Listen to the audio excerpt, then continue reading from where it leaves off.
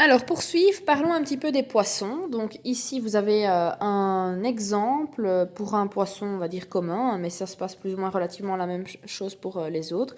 Donc, les poissons, comme tous les animaux, respirent, c'est-à-dire ils vont en fait, eux, absorber l'oxygène qui est dissous dans l'eau et ils vont également rejeter du CO2, comme tout vivant, qui sera également dissous dans l'eau.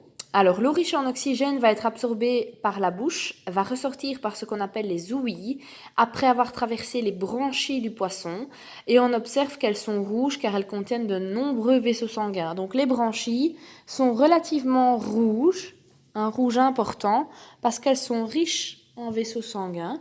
Alors, même question que précédemment, donc l'organe respiratoire chez les poissons, ce sont les branchies, on en a de chaque côté du visage.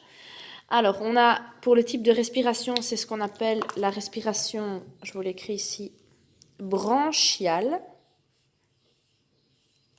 avec AN et pas avec ON, comme on peut le lire parfois sur certaines copies. Donc, branchiale, c'est bien un B ici. Alors pour le trajet, bah, c'est assez simple, hein. Ici, en fait, il est déjà presque représenté sur mon schéma. Donc on a l'eau qui va entrer par la bouche du poisson. Ensuite, ça va passer au niveau des branchies, ce qu'on a mis ici lamelle branchiale, parce que voilà, on en a plusieurs, et ça c'est le terme un peu plus scientifique. Et après, ici, on a alors l'opercule. C'est la peau qui revient sur l'élément que vous retrouvez dans le texte qu'on appelle l'ouïe.